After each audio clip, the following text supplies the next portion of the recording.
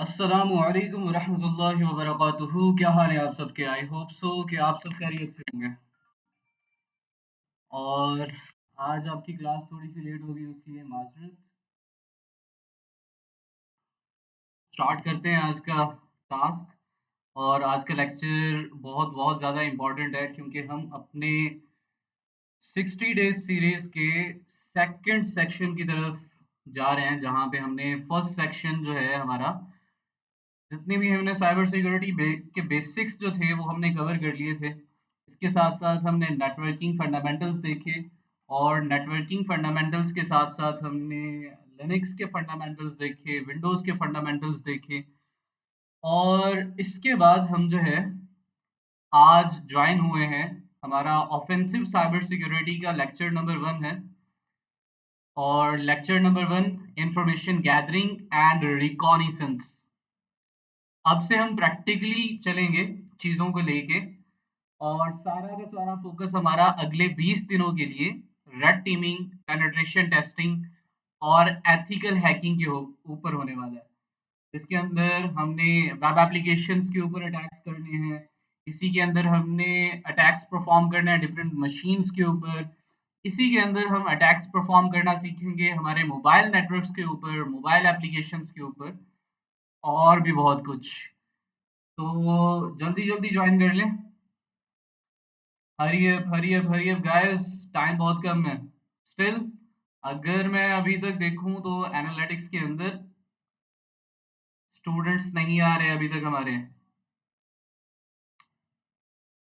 Let me share my screen.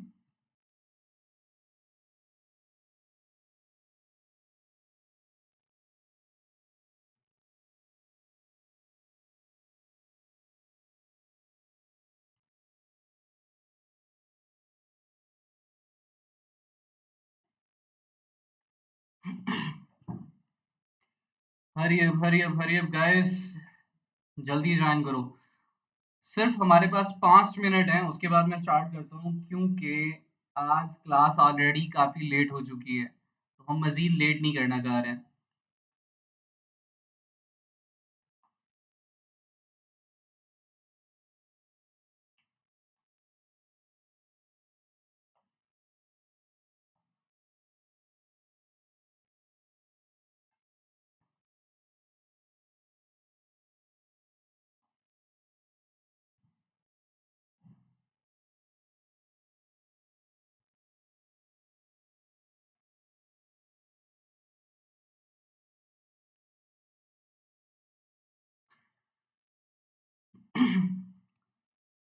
मुझे साथ साथ बताते जाइएगा अपना नाम, और चैट बॉक्स में हेलो करते जाएं, हाय करते जाएं, सो दैट मुझे पता लगता रहे कि अभी हमारे साथ कौन कौन ज्वाइन हो चुके हैं। और अटेंडेंस लगवाओ यार सब, कौन कौन आया है।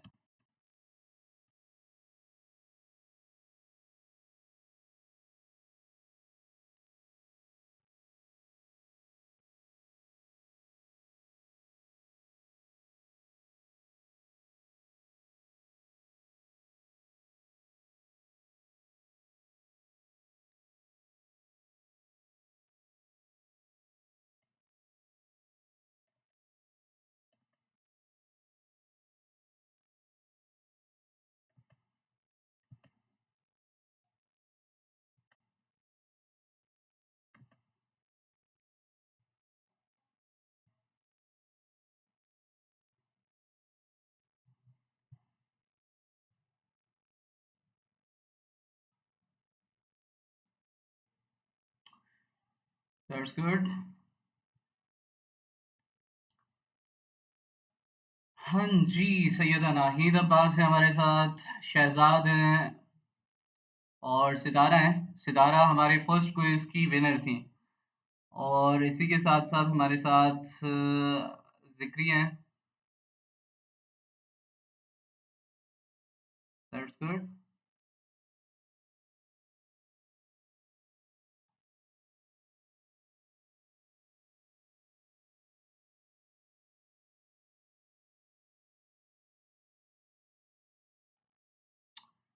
रवि हैं हमारे साथ, मोस्ट वेलकम रवि।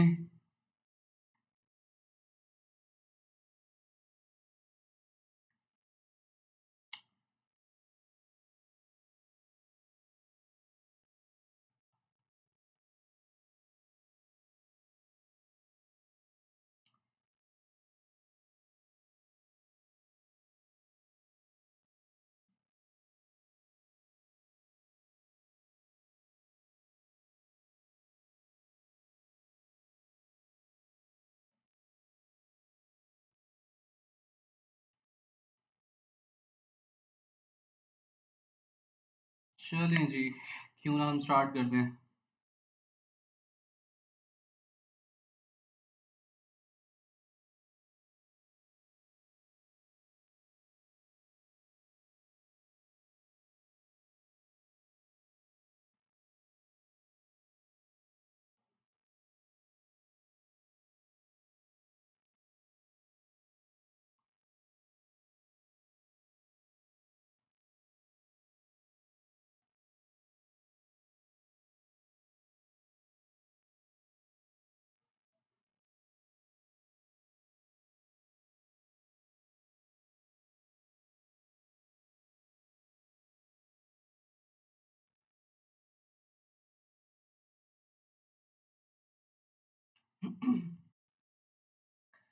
चलें जी, लेट्स स्टार्ट टुडे सेशन।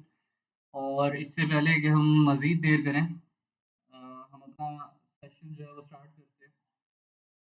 आज का जो हमारा टॉपिक है वो है इंफॉर्मेशन गैदरिंग।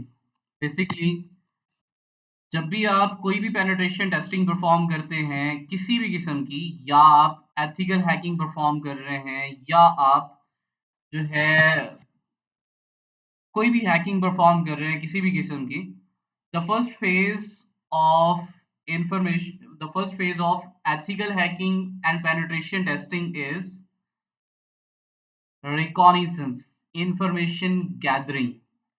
अगर मैं आपको यहाँ पे बताऊं, आई होप सो कि मेरे पास स्लाइड्स पड़ी हों, क्योंकि आज मैं आपकी स्लाइड्स नहीं बना सका,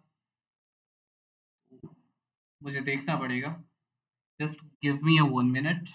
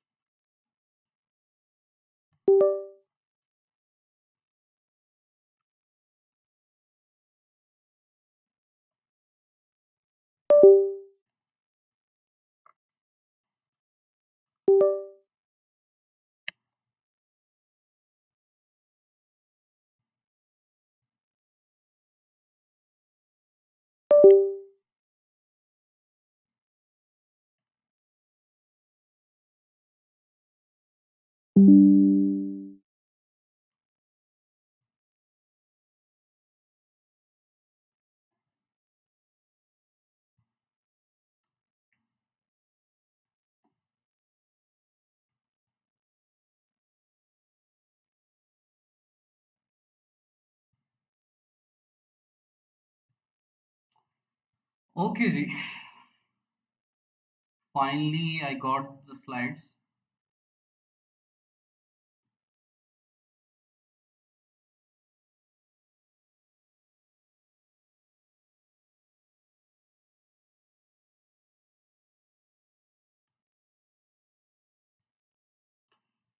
हमारा जो ऑफेंसिव साइबर सिक्योरिटी का पार्ट रहने वाला है वो है सर्टिफाइड एथिकल हैकिंग का कोर्स भी होगा। इसमें मैं OSCP के फंडामेंटल्स भी क्लियर करूंगा, which is the most prominent certification in the cyber security world। और साथ साथ हमारे इस कोर्स में इन 20 दिनों में क्या क्या चीज़ें रहने वाली हैं वो भी आज डिस्कस कर लेंगे हम। और आज हमारा इंफॉर्मेशन गैदरिंग का पार्ट भी जो है वो भी हम स्टार्ट कर लेंगे।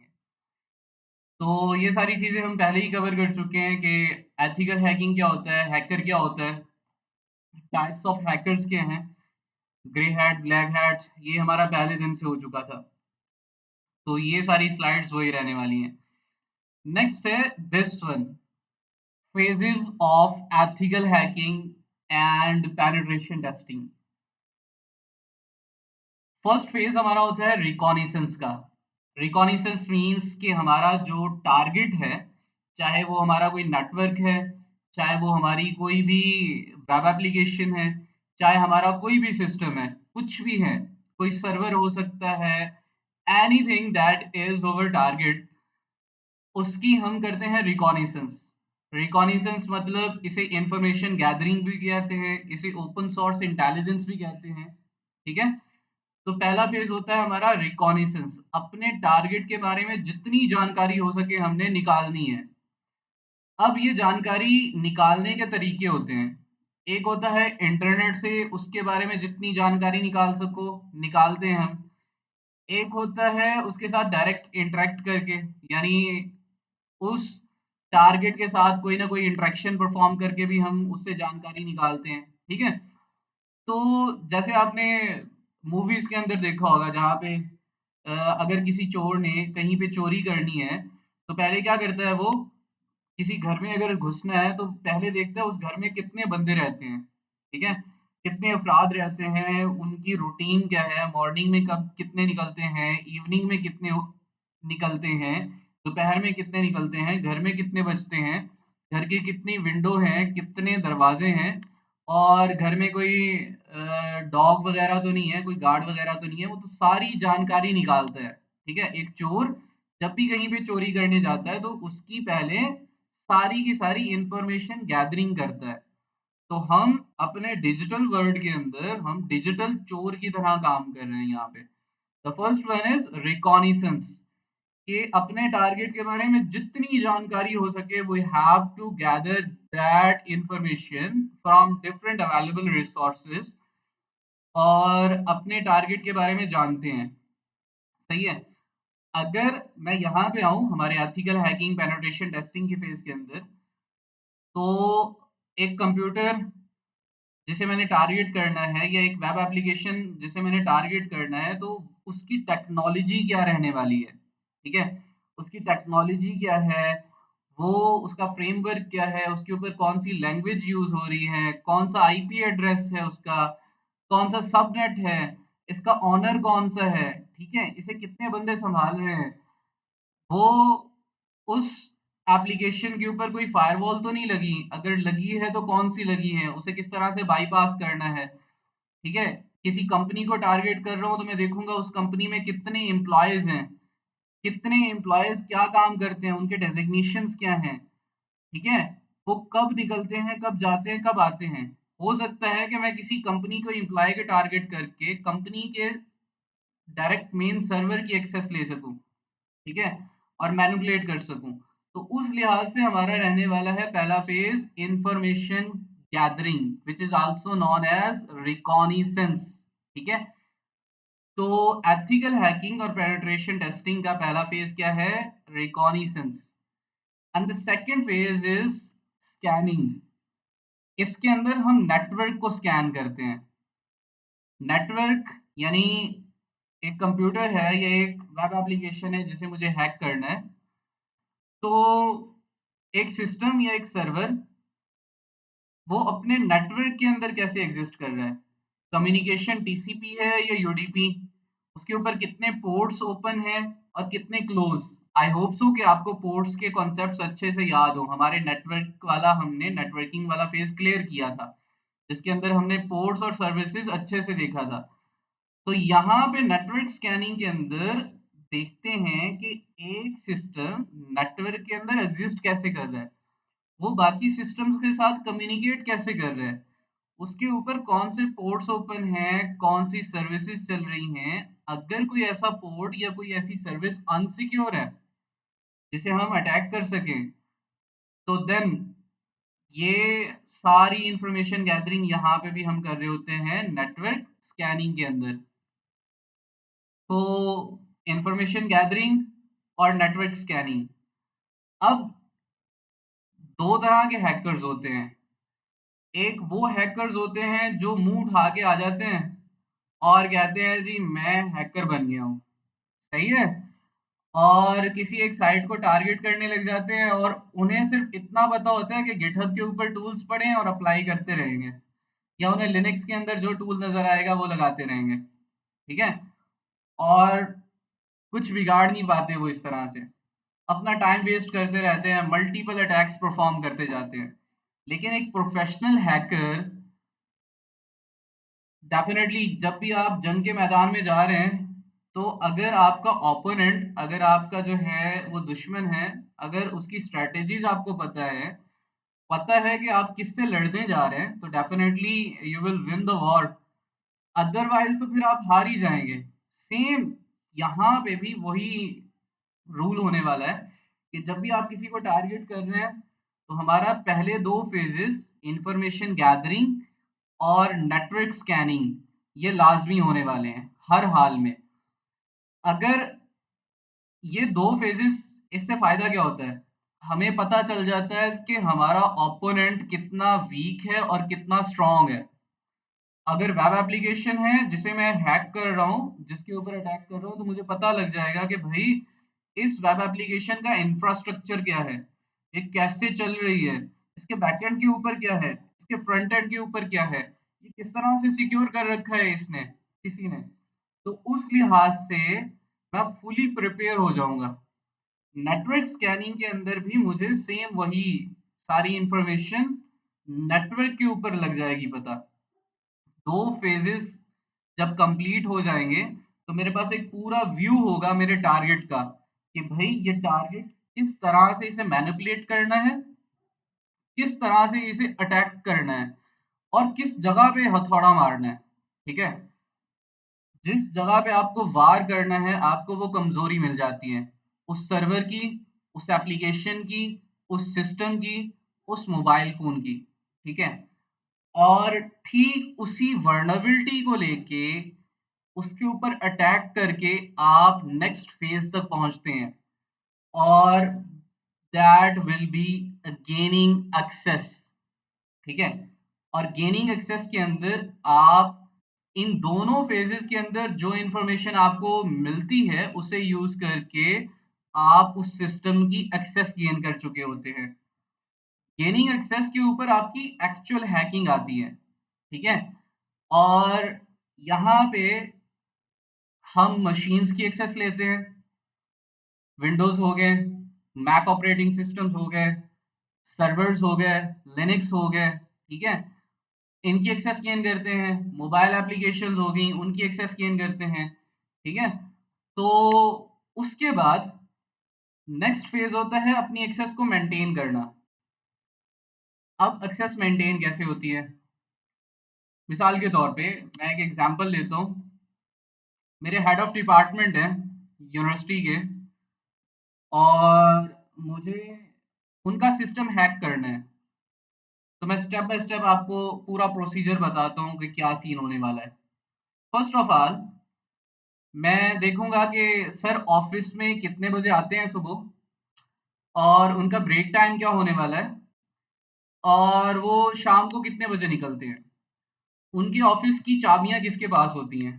ठीक है, और साथ साथ मैं देखूंगा कि उनका ऑफिस का जो लैपटॉप है उसके ऊपर ऑपरेटिंग सिस्टम कौन सा इंस्टॉल है। ठीक है, और वो किस नेटवर्क के साथ कनेक्टेड है। ठीक है, उसका आईपी एड्रेस क्या है, उसका मैक एड्रेस क्या है। फिर देखूंगा कि उसके ऊपर फायरवॉल कौन सी लगी है। फायरवॉल के साथ साथ मैं देखूंगा कि उसके ऊपर ओपन पोर्ट्स कौन कौन से हैं, क्लोजिंग पोर्ट्स कौन कौन से हैं।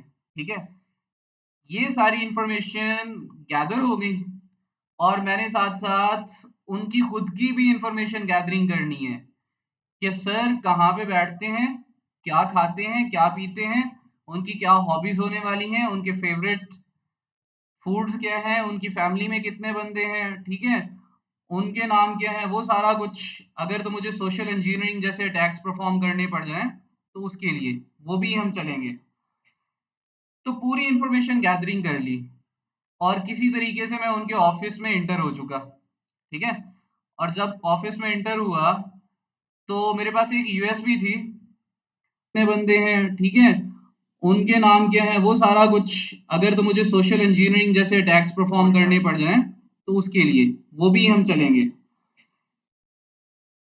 तो पूरी इंफॉर्मेशन गैदरिंग कर ली, और किसी तरीके से मैं उनके ऑफिस में इंटर हो चुका।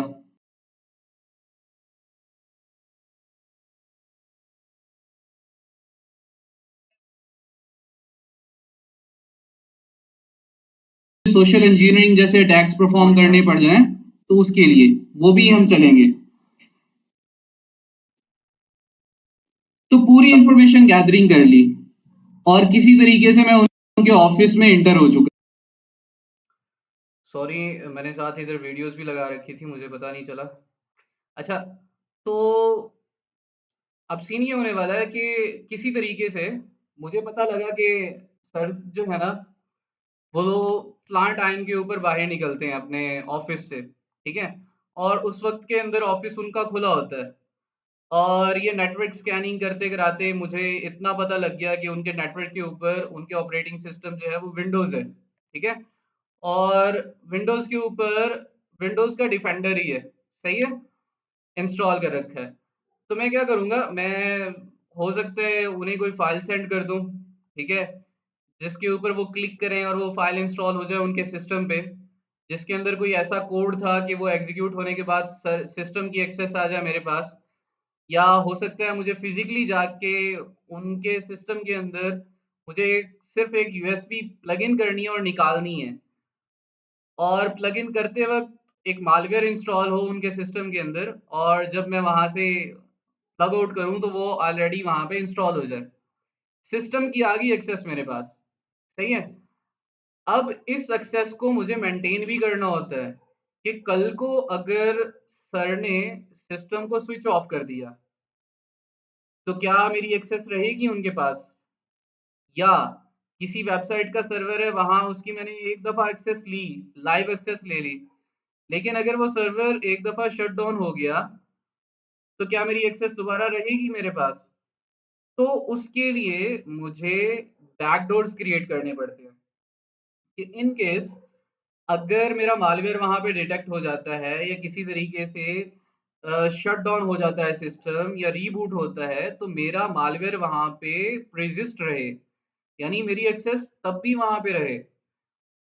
तो उस लिहाज से हमारा फेज होता है मेंटेनिंग एक्सेस का, कि हम मशीन्स के अंदर बैकडोर्स क्रिएट करते हैं, एक ऐसे रास्ते क्रिएट करते हैं कि जब मर्जी मुझे मौका मिले, मुझे 1 महीने बाद सर का दोबारा से सिस्टम हैक करना है तो मुझे ये पिछले वाले स्टेप्स ने ना परफॉर्म करने पड़े, ठीक है, जो मैं यहाँ पे पहली दफा टाइम वेस्ट कर चुका था वो मुझे दोबारा ना करना पड़े।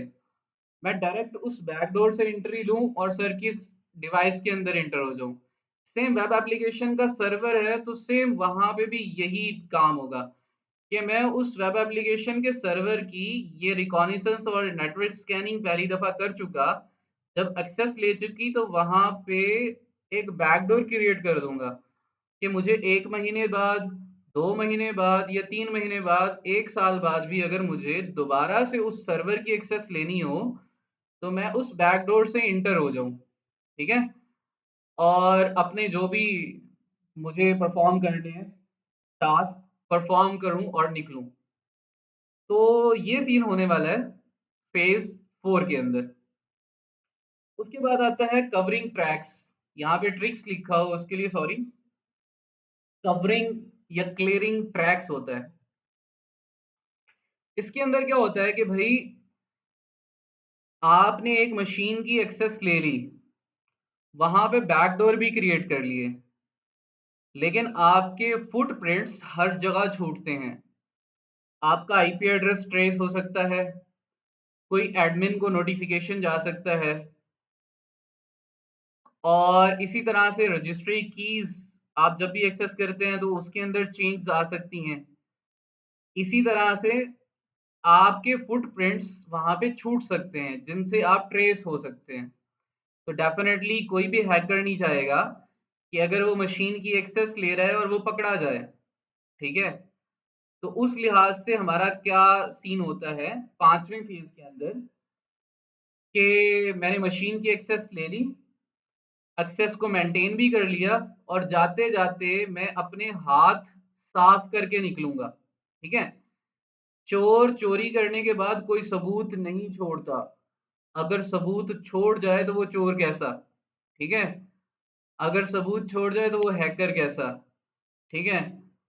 और सबूत छूट गया तो फिर तो लेने के देने पड़ जाएंगे। तो इस वजह से हमारे जितने भी डिजिटल फुटप्रिंट्स होते हैं हैकर की प्रायोरिटी रहती है कि वो निकलने से पहले पहले वो सारे फुटप्रिंट्स अपने क्लियर करके निकले, ठीक है, हर तरह से, कि कोई भी उसे ट्रेस ना कर सके। इवन उससे उसने मशीन की एक्सेस ले ली है, ठीक है, फिर भी उसे कोई ट्रेस आउट ना कर सके।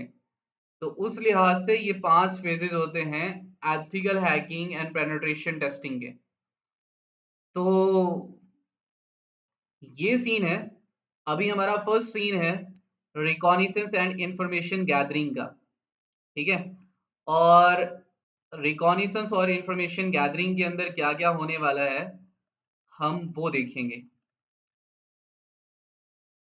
इसके लिए आपको थोड़ा सा अपने कान, अपने दिमाग और अपने जहन को जो है वो फ्रेश करके रखना होगा। और मुझे चैट बॉक्स में बताएं कि अब तक की हर एक चीज क्लियर है, कोई चीज मसला तो नहीं कर रही जहन में। Is everything is clear to everyone?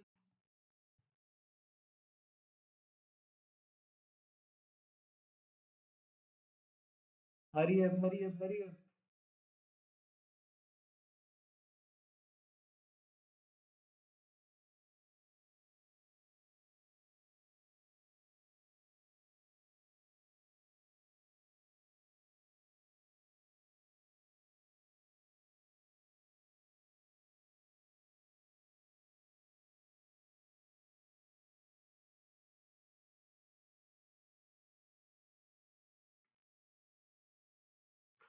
चले नेक्स्ट।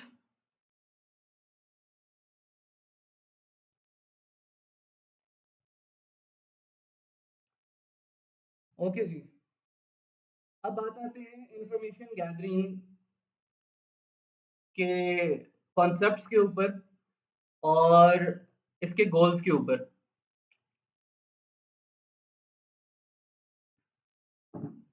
अभी मैंने क्योंकि आपकी स्लाइड्स तो नहीं बना रखी, लेकिन कोशिश करूंगा कि इस स्लाइड से भी थोड़ा बेहतर हो सके आपके लिए। और let's move into the reconnaissance phase, information gathering. मेरे लफ्जों पे थोड़ी तवज्जो देनी है आपने। एक पेनिट्रेशन टेस्टिंग का जो गोल होता है वो होता है किसी भी ऑर्गेनाइजेशन या कंपनी के अंदर उसके सिक्योरिटी गैप्स को इम्प्रूव करना, ठीक है। और अभी ट्रेनिंग्स के दौरान आपने खुद को इस तरह से लेके चलना है कि आप किसी कंपनी का जो है, किसी कंपनी की इंफॉर्मेशन गैदरिंग करने वाले हैं या किसी कंपनी की पेनिट्रेशन टेस्टिंग करने वाले हैं। अभी थोड़ी देर पहले मेरे एक यूके के दोस्त हैं, साइबर सिक्योरिटी एनालिस्ट है। तो वो एक कंपनी में काम कर रहे हैं as a cyber security analyst. उनसे मेरी बात हो रही थी, तो वो कह रहे थे कि उनकी कंपनी का ऑडिट होता है हर साल। यूके की कंपनी की तरफ से एक लॉ है कि जो भी ऐसी कंपनीज हैं जो यूजर्स के डाटा को लेके काम करती हैं, उनका साल में कम से कम एक बार लाजमी पेनिट्रेशन टेस्टिंग का टेस्ट होना ही है, ऑडिट होना है हर हाल में। तो वो कह रहे थे कि रिसेंटली उनकी कंपनी का एक ऑडिट हुआ और ऑडिट के अंदर पेनिट्रेशन टेस्टर उन्होंने हायर कर रखा था। एक पेनिट्रेशन टेस्टर ने 12,000 पौंड्स चार्ज किए और उन्हें वो सबसे सस्ता मिल रहा था, ठीक है। सिर्फ एक छोटी सी कंपनी का नेटवर्क और उनकी डिवाइसेस को पेनिट्रेशन टेस्टिंग परफॉर्म करनी है, करके रिपोर्ट्स बनानी है और उन्हें सबमिट कर देना है, एक सर्टिफिकेट बना के दे देना है कि भाई ये कंपनी टेस्टेड है, ठीक है। और वो गवर्नमेंट को दिखा सकते हैं कि भाई हमारी कंपनी का एक ऑडिट हो चुका है पेनिट्रेशन टेस्टर के साथ, और उस पेनिट्रेशन टेस्टर ने ये सारे जो भी स्टैंडर्ड्स हैं हम उसके ऊपर पूरे उतरे हैं। तो एक पेनिट्रेशन टेस्टर 12,000 पाउंड्स सिर्फ एक टेस्ट का चार्ज करके गया। तो कैन यू इमेजिन कि 12,000 पाउंड्स आज की डेट में कितना बन रहा है, और ये पिछले हफ्ते उनका हुआ है। तो पाकिस्तानी कितना बन रहा है दोस्तों? इट्स 45 lakhs, सिर्फ एक पर्सन, एक ऑडिट का, एक पेनिट्रेशन टेस्टिंग का, तो पैसा ही पैसा है। सही है। और अभी फिलहाल अपने आप को इस तरह से लेके चलना है कि भाई आप किसी ट्रेनिंग्स के दौरान खुद को इस तरह से लेके चलना है कि भाई आप किसी कंपनी का टेस्ट कर रहे हैं या किसी साइट का इस तरह से टेस्ट कर रहे हैं कि एज अ पेनिट्रेशन टेस्टर आपको क्या क्या चीजें जहन में रखनी है। ठीक है। तो उस लिहाज से first of all reconnaissance, penetration test, penetration test या पेन टेस्ट, इसका गोल क्या होता है कि किसी भी कंपनी का डिफेंस इम्प्रूव करना, ताकि उसके अंदर जितने भी सिक्योरिटी गैप्स हैं उन्हें वो और ज़्यादा इम्प्रूव कर सकें और उन्हें ख़त्म कर सकें। नेटवर्क डिवाइसेस, नेटवर्क हो, डिवाइसेस हो या सॉफ्टवेयर हो, किसी भी कंपनी इन्वायरमेंट के अंदर वो हमेशा चेंज होते रहते हैं। ठीक है, ओवर द टाइम ये चेंज होते रहते हैं। तो पेनिट्रेशन टेस्टिंग एक साइक्लिक एक्टिविटी है। ठीक है, यानी ये रेगुलर इंटरवल के ऊपर डिफरेंट डेज और वीक्स के अंदर, डिफरेंट ईयर्स के अंदर ये होता रहता है। ठीक है, और होती रहनी चाहिए। एक कंपनी का जो अटैक सर्विस एरिया है वो भी पीरियोडिकली चेंज होता रहता है। किसी भी कंपनी के अंदर डिफरेंट सॉफ्टवेयर लॉन्च होते हैं, डिफरेंट डिवाइसेस आती हैं, उनका नेटवर्क चेंज होता रहता है। तो उस लिहाज से उनका जो मैदान है जिसके ऊपर एक अटैकर अटैक कर सकता है, तो वो भी टारगेट्स भी चेंज होते रहते हैं। वर्नबिलिटीज उनमें डिटेक्ट करना, उनकी कोई कॉन्फ़िगरेशन मिस्टेक्स हैं इंटरनल एक्टिविटीज को, उन्हें देखना और रीस्ट्रक्चर करना, ये सारा आपका जो गोल होता है वो पेनिट्रेशन टेस्टर का होता है। मैंने पहले बताया कि पेनिट्रेशन टेस्टिंग एक लाइफ साइकिल है। ठीक है, पेनिट्रेशन टेस्टिंग के स्टेज है। ठीक है, और पेनिट्रेशन टेस्टिंग के मैं आपको स्टेज बताऊं कुछ।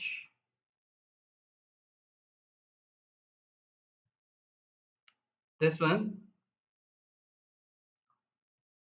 फर्स्ट ऑफ ऑल इन, पहले है डिफाइनिंग द स्कोप। मैं इस टॉपिक को लेके चलता हूं, डिफाइनिंग द स्कोप,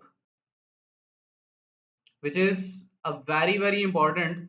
और इसके बाद मैं आपको एक वीडियो का लिंक भी दूंगा, कल की क्लास के अंदर आप वो लाजमी कंप्लीट करेंगे, जिसके अंदर पेनिट्रेशन टेस्टिंग का मैंने पूरा कंप्लीट बता रखा है। और साथ साथ क्योंकि हम ट्रेनिंग्स कर रहे हैं, तो साथ साथ आपको अपने टारगेट्स भी सिलेक्ट करने हैं जिनके ऊपर आप रोज की बेसिस के ऊपर टारगेट भी कर रहे होंगे। अच्छा जी, डिफाइनिंग द स्कोप, इसके अंदर क्या है, किसी भी कंपनी का जो सिक्योरिटी पोस्चर होता है वो बहुत ही टाइटली कंट्रोल करना होता है एज मच एज पॉसिबल। जब भी आप पेनिट्रेशन टेस्टिंग परफॉर्म कर रहे हैं, ठीक है, तो उस दौरान आपको स्कोप डिफाइन किए होते हैं आपके लिए। ठीक है, और स्कोप के अंदर क्या है, स्कोप के अंदर एक आपका एग्रीमेंट होता है यूजर के साथ, जो भी आपका। अच्छा जी, वॉइस क्लियर है मेरी एवरीवन? वॉइस क्लियर है?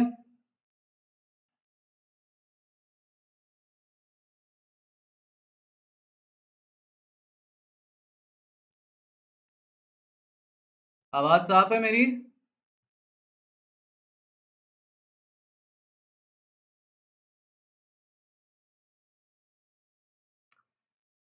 अच्छा, साइबर सिक्योरिटी का जो काम होता है वो बहुत ही क्रिटिकल होता है कि एक छोटी सी मिस्टेक भी ना करोड़ों का नुकसान कर सकती है।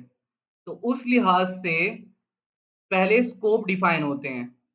जब भी आप पेनिट्रेशन टेस्टिंग कर रहे हैं, चाहे वो वेब एप्लीकेशन की कर रहे हैं या किसी किसी सिक्योरिटी इंफ्रास्ट्रक्चर की कर रहे हैं, किसी कंपनी के सिक्योरिटी इंफ्रास्ट्रक्चर की कर रहे हैं, तो पहले स्कोप डिफाइन होते हैं।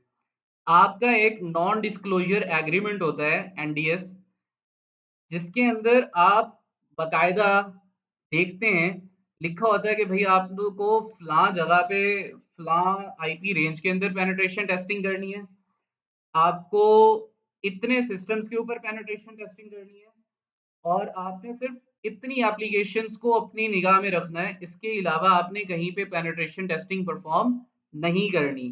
ठीक है, जो उनके क्रिटिकल सर्वर्स होते हैं, अगर तो उन्होंने स्कोप के अंदर डिफाइन कर रखा है कि उनके उस क्रिटिकल इंफॉर्मेशन या क्रिटिकल सर्वर्स के ऊपर पेनिट्रेशन टेस्टिंग परफॉर्म करनी है, तो फिर ठीक है।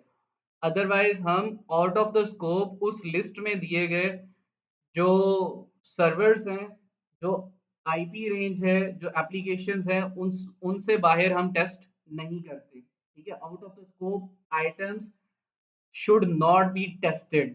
ठीक है, और ये क्लाइंट के साथ आपकी इंगेजमेंट स्कोप का एग्रीमेंट होता है। ठीक है, इसके बाद आपने उस टारगेट की जितनी इंफॉर्मेशन होती है वो कलेक्ट करनी होती है। नेक्स्ट आपका फेज वही रहने वाला है, इंफॉर्मेशन गैदरिंग, पेनिट्रेशन टेस्टिंग के अंदर vulnerability detection, initial foothold, privilege escalation, lateral movement, reporting और lesson learn and remediations. Vulnerability detection के अंदर हम वर्नेबिलिटीज फाइंड करते हैं, इनिशियल फुटहोल्ड्स। अभी हमारा इंफॉर्मेशन गैदरिंग का पार्ट है, तो आई विल चूज दिस, और उसके बाद हम नेक्स्ट मूव ऑन करते जाएंगे बाकी पार्ट्स के ऊपर। इंफॉर्मेशन गैदरिंग में दो तरह की होती है। The first one is a passive information gathering और the second one is active information gathering. Passive information gathering के अंदर आपने टारगेट के साथ कभी भी डायरेक्ट इंटरेक्शन परफॉर्म नहीं करनी। ठीक है, नो डायरेक्ट इंटरेक्शन विद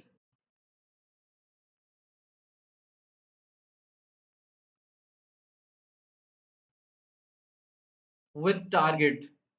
और ये सिर्फ और सिर्फ कैसे हो सकता है, हम अपने टारगेट के बारे में इंटरनेट के ऊपर बड़ी जानकारी देखेंगे। ठीक है, मिसाल के तौर पे कैसे, मुझे एक बंदे को जो है वो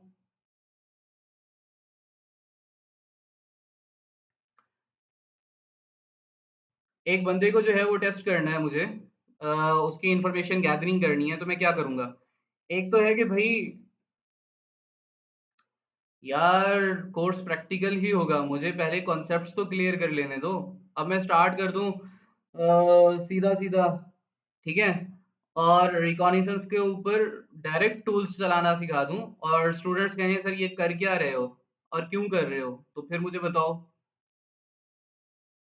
ठीक है, तो कोर्स को मैं इस तरह से नहीं लेके चल सकता कि भाई अगर आपको कुछ पहले से नॉलेज है तो मुझे तब भी आपको उस तरीके से लेके चलना पड़ेगा जिस तरह से बाकी स्टूडेंट्स जीरो से स्टार्ट कर रहे हैं। ठीक है, तो काफी सारे ऐसे स्टूडेंट्स हैं जिन्हें इंफॉर्मेशन गैदरिंग का ही नहीं पता। ठीक है, तो उस लिहाज से मुझे लेके चलना पड़ेगा और प्रैक्टिकल ही होगा, आज की क्लास में प्रैक्टिकल ही होगा। थोड़ा मुझे समझा लेने दो, उसके बाद हम स्टार्ट करते हैं। पैसिव इंफॉर्मेशन गैदरिंग के अंदर आपके इंटरनेट के ऊपर जो भी यूजर की या मशीन की या ऑर्गेनाइजेशन की अवेलेबल इंफॉर्मेशन होती है, हम उसके जरिए उसके बारे में इंफॉर्मेशन गैदर करते हैं। और इस पैसिव इंफॉर्मेशन गैदरिंग के अंदर हमारी दो अप्रोच रहती हैं। ठीक है, पैसिव इंफॉर्मेशन गैदरिंग और एक्टिव इंफॉर्मेशन गैदरिंग। इसे आप पैसिव इंफॉर्मेशन गैदरिंग को ओपन सोर्स इंटेलिजेंस भी कह सकते हैं या OSINT भी कह सकते हैं। ठीक है, ओपन सोर्स इंटेलिजेंस के इंटरनेट के ऊपर अवेलेबल इंफॉर्मेशन निकालनी है। इसमें टारगेट को नहीं पता होता कि उसे टारगेट कौन कर रहा है। ठीक है, अब देखो मिसाल के तौर पे मुझे साइट हैक करनी है बैंक ऑफ पंजाब की। ठीक है, और मैं बैंक ऑफ पंजाब की साइट को एक रेगुलर यूजर की तरह ओपन करके उसका पूरा इंफ्रास्ट्रक्चर देख रहा हूँ। उन्हें नहीं पता कि ये अटैकर है या आम यूजर है। मैं उनके लिंक्डइन प्रोफाइल्स के ऊपर जाके, उनके ब्लॉग्स के ऊपर जाके, ठीक है, उनका अगर कोई फेसबुक पेज है वहां पे जा रहा हूँ, उनका कोई इंस्टाग्राम का पेज है वहां पे जा रहा हूँ। ठीक है, और कहीं और प्रोफाइल्स हैं, उनके एम्प्लॉयज़ कितने हैं, ठीक है? उनकी प्रोफाइल्स के ऊपर जा रहा हूँ और इन्फॉर्मेशन गैदर कर रहा हूँ इंटरनेट के ऊपर। अभी मैंने कोई अटैक लॉन्च नहीं किया, ना मैंने किसी सर्वर को अटैक किया, ना मैंने उनकी वेब एप्लीकेशन के ऊपर अटैक किया और ना ही मैंने कोई फिज़िकली इंटरैक्ट किया उनके किसी पर्सन के साथ या उनके इंफ्रास्ट्रक्चर के साथ। पहला फ़ेज़ कि इंटरनेट के ऊपर जितनी अवेलेबल इन्फॉर्मेशन है, मुझे वो कलेक्ट करनी है। तो वो हमारा पैसिव इन्फॉर्मेशन गैदरिंग आता है, द फर्स्ट स्टेप, ठीक है? इसमें आपके फुटप्रिंट्स बहुत कम छूटते हैं, ठीक है? और आपका टारगेट जो है वो जानता ही नहीं है कि कोई उसके बारे में इन्फॉर्मेशन कलेक्ट कर रहा है, नहीं कर रहा। और दूसरी होती है active information gathering. Active information gathering के अंदर हम डायरेक्ट इंटरेक्शन कर रहे होते हैं,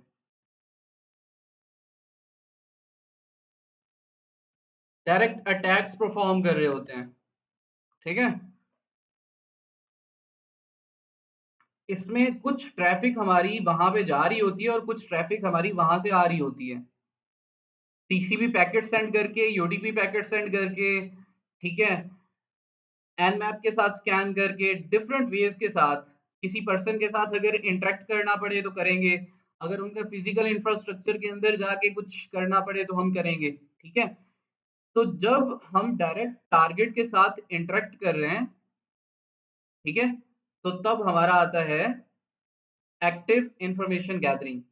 अभी मैं स्टार्ट कर रहा हूँ पैसिव इन्फॉर्मेशन गैदरिंग के टॉपिक को। आई होप सो कि आपको इसकी समझ आ गई हो। ओके,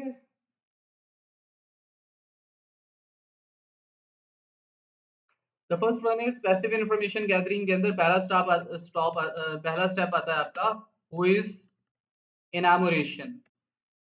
इनामोरेशन भी आपका इंफॉर्मेशन गैदरिंग और रिकॉनिसेंस ही कहलाता है, ठीक है?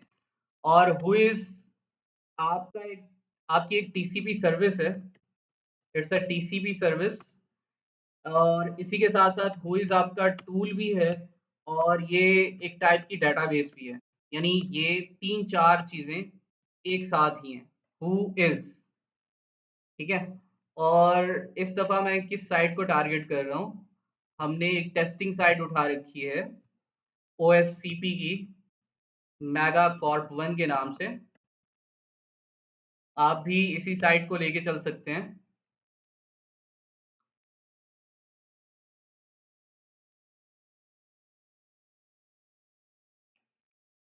ये एक साइट है और अब इस साइट की अगर मुझे पैसिव इन्फॉर्मेशन गैदरिंग करनी है तो पहले तो मैं एक रेगुलर यूजर बन के आया यहाँ पे और नीचे इसके ऊपर जाके मैं हर पेज के ऊपर जाके देखूंगा। यहाँ पे मोर इन्फॉर्मेशन दे रखी है, सर्विसेज हैं, लेटेस्ट है। टीम के अंदर कुछ बंदे हैं जिनके ईमेल्स भी हैं मेरे पास, यहाँ पे ट्विटर अकाउंट्स भी हैं, ठीक है? और इसी तरह से यहाँ पे दे रखा है कि भाई ये चीफ एग्जीक्यूटिव ऑफिसर है, ये वेब डिज़ाइनर है, सीनियर डेवलपर है, मार्केटिंग डायरेक्टर है। कुछ और इन्फॉर्मेशन भी दे रखी है यहाँ पे। इसकी लोकेशन कहाँ पे है, इनके कुछ सोशल मीडिया अकाउंट्स हैं, ठीक है? और इनके लिंक्डइन भी है, इनका गिटहब रेपोजिटरी भी है, ठीक है? और इनका ट्विटर भी है, तो काफ़ी सारी चीज़ें हैं। अभी मुझे इसकी जो डोमेन है, ये megacorp1.com, इसके बारे में इंफॉर्मेशन गैदरिंग करनी है। तो पहला मेरा टूल होता है हु इज लुकअप या हु इज इनामोरेशन। इसमें क्या होता है कि हम जाते होते हैं अपने सिस्टम के ऊपर, हमारा काली लिनक्स हमेशा काम करेगा यहाँ पे और अब हमारा प्रैक्टिकल वर्क है तो उस लिहाज से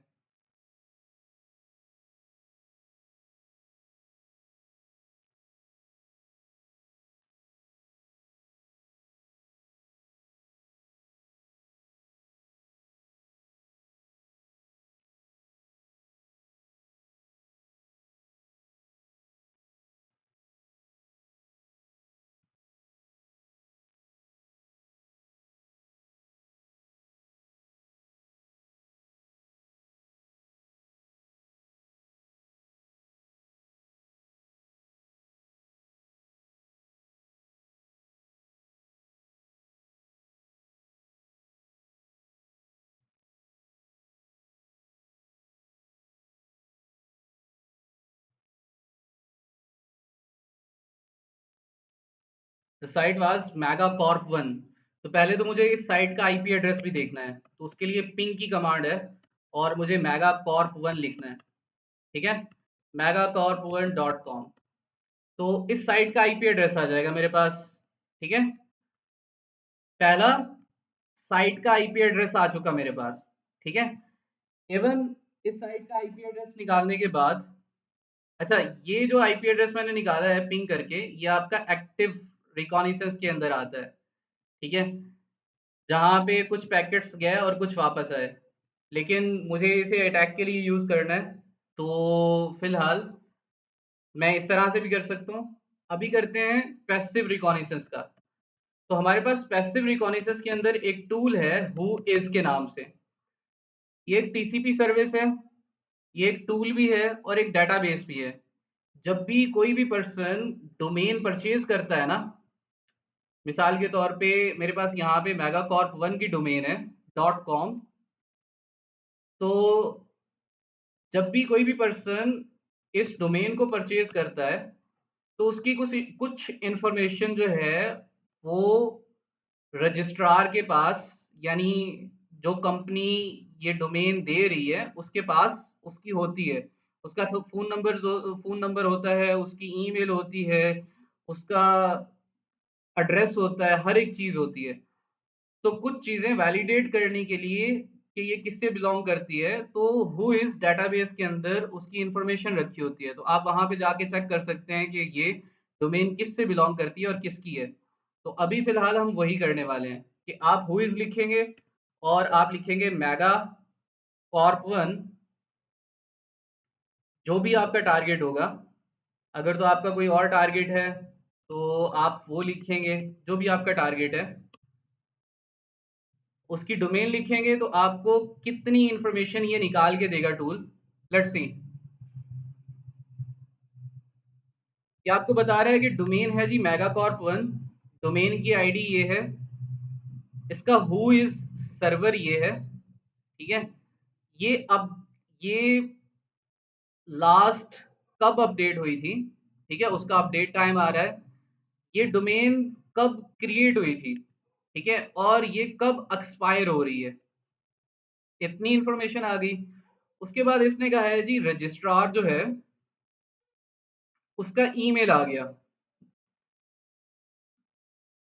इसके साथ साथ रजिस्ट्रार का फ़ोन नंबर आ गया। ये कुछ नेम सर्वर्स हैं जिन्हें अभी हम नहीं यूज़ करेंगे, लेकिन हम इसे नोट करके रखेंगे हमारे अगले अटैक्स के लिए। ठीक है, तो ये कुछ नेम सर्वर्स हैं, ये भी आ गए। इवन अगर मैं नीचे चलूँ तो काफ़ी सारी इंफॉर्मेशन हमें यहाँ से मिली है हु इज़ megacorp1.com के साथ। ठीक है, और इसी के साथ साथ अगर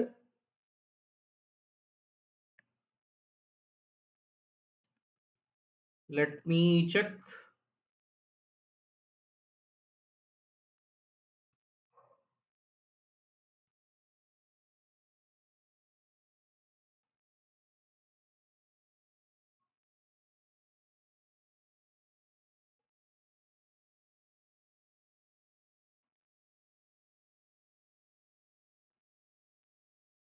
तो हुइज वाला जो टूल है आपकी, इसकी इनैमोरेशन के अंदर आपको क्या-क्या इन्फॉर्मेशन प्रोवाइड करता है। ये आपको डोमेन नेम की इन्फॉर्मेशन प्रोवाइड करता है, आपको नेम सर्वर्स और रजिस्ट्रार की इन्फॉर्मेशन प्रोवाइड करता है, और इसके साथ-साथ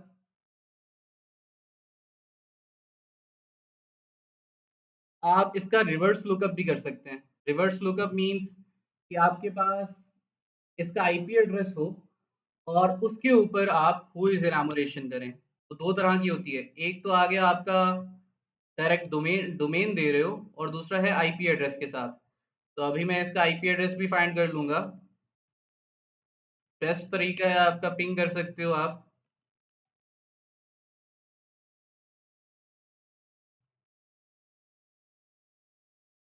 तो हु इज़ लिखा, लिखने के बाद मुझे आईपी एड्रेस देना है। तो ये इसका रिवर्स लुकअप है। रिवर्स लुकअप के अंदर सीन ये होता है कि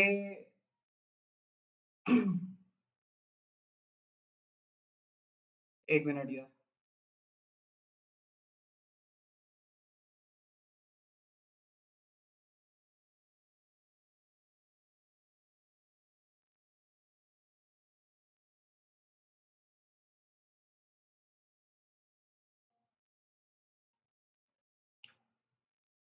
ओके जी। अब यहाँ पे रिवर्स लुकअप के अंदर आपको इंटरनेट रेंज बताता है, ठीक है। यानी ये जो डोमेन है, ये आईपी एड्रेस किस इंटरनेट रेंज में आ रहा है, सही है। और इसका सीआईडीआर क्या है, ठीक है। और इसके साथ साथ ऑर्गेनाइजेशन कौन सी इसे लेके चल रही है, ये कब अपडेट हुआ। इसके साथ साथ ये आपको नेटवर्क की इंफॉर्मेशन प्रोवाइड कर रहा है, और यहाँ पे भी हमें एक ईमेल और एक फ़ोन नंबर मिला है, जो कि हम अपने अटैक्स के अंदर यूज़ कर सकते हैं। तो ये कुछ रिवर्स लुकअप के साथ आपकी इंफॉर्मेशन गैदरिंग रहती है। इसके साथ साथ आपका होता है गूगल हैकिंग टेक्निक्स। पहला हुइज इन एमुलेशन आ गया। इसके साथ साथ और भी टूल्स हैं, हम एक्सप्लोर करेंगे।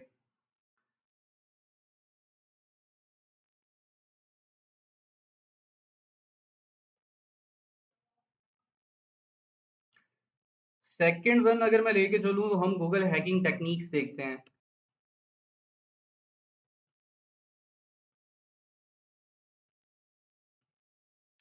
Which is one of the most important topic, जो कि कभी भी हल्के में नहीं लेना। ये आपकी ज़िंदगी बहुत आसान कर देता है।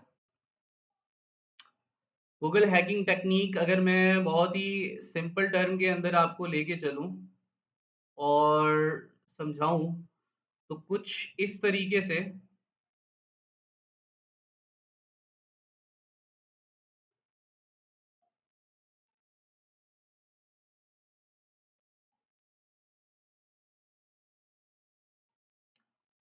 गूगल हैकिंग टेक्निक ये टर्म जो है, ये 2021 के अंदर एक जॉनी लॉन्ग का नाम का एक बंदा था, जिसने ये टेक्निक जो है वो डिस्कवर की थी। और इस टेक्निक के अंदर क्या हुआ था कि उसने कहा था कि जो सर्च इंजन है, लाइक गूगल है, बिंग है, ठीक है, याहू है, आप इवन इन सर्च इंजन्स को यूज करके सर्च के अंदर ही आप डिफरेंट वर्नेबिलिटीज डिस्कवर कर सकते हैं, डिफरेंट सिस्टम्स और डिफरेंट वेब एप्लीकेशंस की। आप अनकवर कर सकते हैं क्रिटिकल इंफॉर्मेशन को, क्रिटिकल वर्नेबिलिटीज को और मिसकॉन्फ़िगरेशंस को, जितनी भी साइट्स हैं। तो ये बहुत ही एक क्लेवर किस्म की सर्च स्ट्रिंग्स और ऑपरेटर्स होते हैं, जिसके साथ हम अपनी सर्च क्यूरीज को रिफाइन कर रहे होते हैं, ठीक है। और किस तरह से रिफाइन करते हैं, हम वो देखते हैं। तो फर्स्ट ऑफ ऑल, मिसाल के तौर पे मुझे सर्च करना है यहाँ पे, कोई भी एक बुक ले लेता हूँ मिसाल के तौर पे यहाँ पे।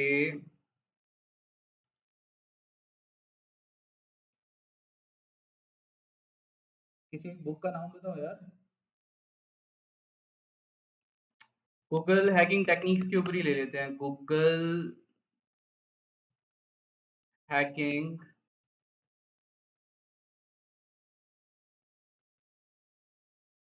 For penetration testers. अच्छा जी, ये एक पीडीएफ बुक है जो कि मुझे चाहिए। तो एक फॉरम के ऊपर मुझे इसका पीडीएफ मिल रहा है, दूसरे फॉरम के ऊपर मुझे कुछ इस तरह से मिल रही है, तीसरे फॉरम के ऊपर मुझे amazon.com मिल रहा है, और चौथे फॉरम के ऊपर फिर मुझे गूगल बुक्स, रिसर्च गेट मिल रहा है, ठीक है। और एसीएम डिजिटल लाइब्रेरी मिल रही है। सर्च मैंने की थी बुक, इवन मैं अगर यहाँ पे बुक भी लिख दूँ, तो तब भी मेरे पास मल्टीपल रिजल्ट्स आ रहे हैं, ठीक है। और उन मल्टीपल रिजल्ट्स के अंदर मेरे पास यहाँ पे गूगल प्ले स्टोर है, एसीएम डिजिटल लाइब्रेरी है, गूगल बुक्स हैं, ठीक है। तो अगर मैं ढूंढने निकला हूँ एक किताब, तो कोई मुझे सेल कर रहा है एक किताब को, ठीक है, वही किताब मुझे यहाँ पे मिल रही है। वही किताब मुझे अमेज़न पे मिल रही है, कोई ब्लॉग के अंदर उसे सिर्फ़ डिस्क्राइब कर रहा है, ठीक है? तो मल्टीपल रिसोर्सेज़ हैं। मुझे एक बुक चाहिए थी, जो कि मुझे उसी वक़्त इसको दे देनी चाहिए थी। लेकिन हो क्या रहा है, ये उस बुक को मुझे डिफरेंट वेज के साथ दिखा रहा है, जहां जहां पे इस बुक का नाम लिखा हुआ है, ठीक है, जहां पे भी इसके बारे में कोई इंफॉर्मेशन है। तो मुझे बताना है कि भाई मुझे जो बुक चाहिए वो पीडीएफ फाइल के फॉर्म में चाहिए। तो मुझे लिखना है फाइल टाइप पीडीएफ और उसके बाद बुक का नाम लिख देना है। और बुक का नाम क्या था? Google hacking for penetration testers. ये करूंगा तो अब जितने भी सर्च आएंगे ना, वो सारे के सारे पीडीएफ फॉर्म में आएंगे। पीडीएफ पीडीएफ पीडीएफ पीडीएफ, ठीक है। तो जो भी मैं ओपन करूंगा डायरेक्ट पीडीएफ ही ओपन होने वाली है, कोई और रिजल्ट नहीं आएगा मेरे पास यहाँ पे। तो इट मीन्स मेरी जो रिसर्च है, मेरी जो सर्चिंग है वो फिल्टर होगी, ठीक है। और मैं कुछ भी अगर सर्च करना चाह रहा हूँ, अगर पीडीएफ मांगा है तो वो पीडीएफ आएगी। अगर मैं मांग रहा हूँ वहां पे टेक्स्ट फॉर्म में बुक, तो टेक्स्ट आएगी। कुछ भी अगर सेम। अब ये मेरे पास साइट है, ठीक है, जिसका जिसकी ये डोमेन है पूरी। और फॉर एग्जांपल इस साइट के पेज हैं, तकरीबन 50 पेज हैं, ठीक है। और उन 50 पेज के ऊपर इमेज भी हैं, उन 50 पेज के ऊपर टेक्स्ट फॉर्म के अंदर फाइल्स भी हैं, उन 50 पेज के ऊपर कुछ डॉक्यूमेंट्स भी मिल सकते हैं मुझे। इन्हीं 50 पेज के ऊपर मुझे कोई टीएक्सटी फॉर्म भी मिल सकती है, हो सकता है कहीं पे यूजर नेम और पासवर्ड्स भी पड़े हों, ठीक है। और इवन एक फाइल होती है हमारे पास robots.txt की, मुझे वो भी मिल सकती है, ठीक है। तो इसका क्या फंक्शन होता है वो भी देखते हैं। तो मल्टीपल सोर्सेज मिल सकते हैं। एक बंदा कह दे यार कि यार इस साइट के ऊपर ना कहीं पे बैकएंड या फ्रंट के ऊपर कोई एक ऐसी फाइल है जिसके अंदर यूजर नेम्स और पासवर्ड्स हैं, ठीक है। और मैंने पूरी साइट देख ली, उसके 50 के 50 पेज देख लिए, लेकिन मुझे वो फाइल नहीं मिली। मैं पूछूंगा यार फाइल किस नाम से है, टेक्स्ट फाइल है, डॉक है या इमेज है। तो अगर वो कहता है टेक्स्ट फाइल है, तो मैं पूरी साइट को एक्सप्लोर नहीं करूंगा, सही है। मैं अपने रिजल्ट्स को ऑप्टिमाइज करूंगा। मैं कुछ इस तरह से लिखूंगा कि भाई साइट, ये ऑपरेटर लगाऊंगा, इसकी डोमेन लिखूंगा megacorp1.com तक। लिखने के बाद मैं लिखूंगा कि फाइल टाइप, मैं सर्च कर रहा हूं एक file type which is a TXT form, कि मैं इस साइट के ऊपर जितनी टीएक्सटी फॉर्म की फाइल्स हैं मुझे वो निकाल के दे दो। तो लेट्स एक्सप्लोर दिस। कॉपी करता हूँ मैं इसे और हम यहाँ पे सर्च कर लेते हैं। तो सारे रिजल्ट सिर्फ साइट मेगाकॉर्प वन के ही हैं। यहाँ पे rewards dot T x T की एक फाइल है मेरे पास, और एक और इन्होंने मुझे डायरेक्टरी दी है। अब ये मेगाकॉर्प वन की साइट से मुझे टी एक्स टी फॉर्म में एक फाइल मिली विच इज दिस वन, ठीक है। इसी तरह से अगर मुझे इसी साइट के ऊपर मुझे डॉक्यूमेंट फाइल्स निकालनी है, तो मैं डॉट डॉक करके सर्च कर सकता हूँ। इसी तरह से अगर मुझे इमेज निकालनी है तो जेपीजे कर सकता हूँ, ठीक है, पीएनजी कर सकता हूँ, जेपैक कर सकता हूँ।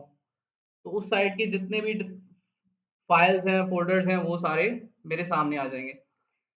अभी जो मैं परफॉर्म करने जा रहा हूँ which is just for education purpose, आपने इसे किसी भी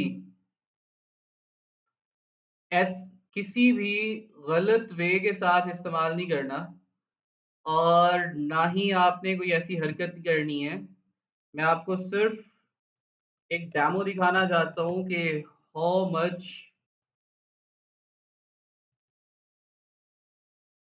dangerous is this Google hacking techniques. यहाँ पे है हमारे पास यूनिवर्सिटी ऑफ साहिवाल, जो कि यहाँ पे तहसील लेवल की यूनिवर्सिटी है। और इसके ये सारे के सारे यहाँ पे ये लाइव यूनिवर्सिटी है साइट, ठीक है, जिसके ऊपर फ़ोन नंबर, ईमेल सब कुछ पड़ा है। और ये इनके कुछ कोर्सेज़ हैं, ऑलमोस्ट हर तरह के कोर्सेज़ चल रहे हैं यहाँ पे। एमफिल भी चल रही है, पीएचडी भी चल रही है, डिपार्टमेंट्स हैं इनके, ठीक है। और डायरेक्टर जर्नल और सारा कुछ, स्टूडेंट्स अफेयर, हर एक चीज़, एवरीथिंग इज़ अवेलेबल हियर। अब मैं इसे कॉपी कर लेता हूँ, ठीक है। इस साइट को कॉपी किया।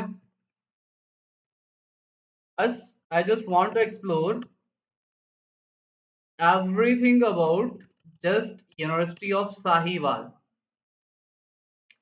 तो ये यूनिवर्सिटी ऑफ साहिवाल मैंने कुछ इस तरह से लिखा। साइट, अगर आप इस तरह से लिखते हैं कोई भी डोमेन, तो सिर्फ रिजल्ट्स आपको सिर्फ उसी साइट से रिलेटेड आएंगे और किसी साइट से रिलेटेड कोई रिजल्ट थर्ड पार्टी का नहीं नजर आएगा। तो ये यूनिवर्सिटी ऑफ साहिवाल है। एकेडमिक कैलेंडर आ गया इनका, डिपार्टमेंट्स, इंट्रोडक्शन और एक, ठीक है, हर एक चीज यहाँ पे मौजूद है आपके पास। Prospectus, hostel, library, everything is here. Merit list है, मैथमेटिक्स डिपार्टमेंट्स, केमिस्ट्री, फिजिक्स, ठीक है, economics. Let me play with this site, just copy.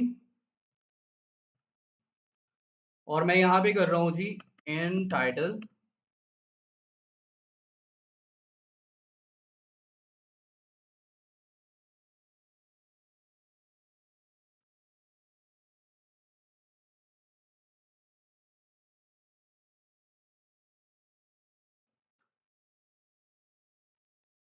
मैंने ऑलरेडी कहा this is just for education purpose only, ठीक है।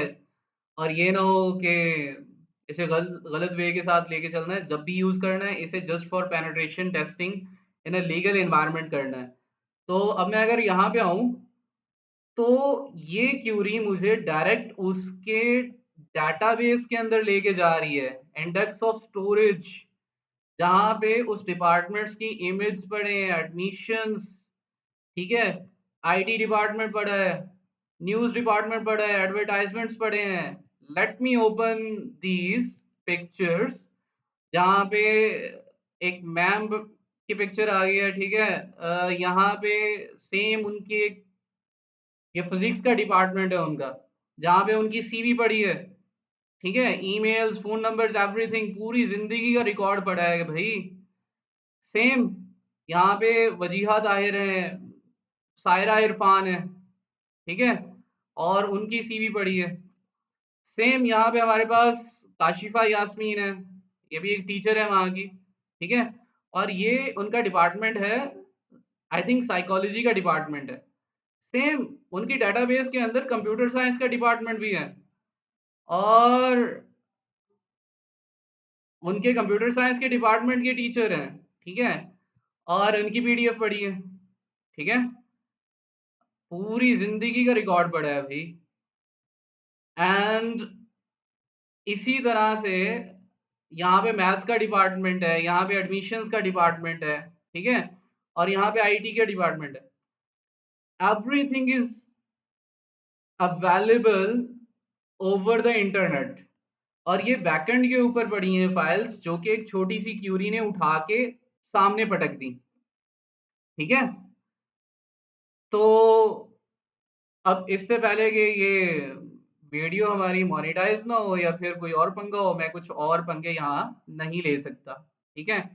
तो मैं जितना सेफ खेल सकता हूँ मैं उतना खेलने की कोशिश करूंगा, लेकिन मेरी आदत है कि खेलते खेलते मैं कहीं और निकल जाता हूँ। तो अब आप जो है वो इन क्यूरीज के साथ इस तरह से भी खेल सकते हैं। अब मैं आपको कुछ चीजें सिखाता हूँ गूगल हैकिंग टेक्निक्स की। फर्स्ट ऑफ ऑल, साइट की क्यूरी। एक क्यूरी होती है फाइल टाइप की, ठीक है। एक क्यूरी होती है हमारे पास माइनस फाइल टाइप की, और एक क्यूरी होती है हमारे पास यहाँ पे इन टाइटल। इन टाइटल की एक होती है इन यूआरएल, ठीक है। और इसी तरह से बहुत सारी क्यूरीज और भी हैं। फिलहाल मैं सिंपलीफाई करने के लिए आपको अभी यहीं तक ही लेके चलते हैं।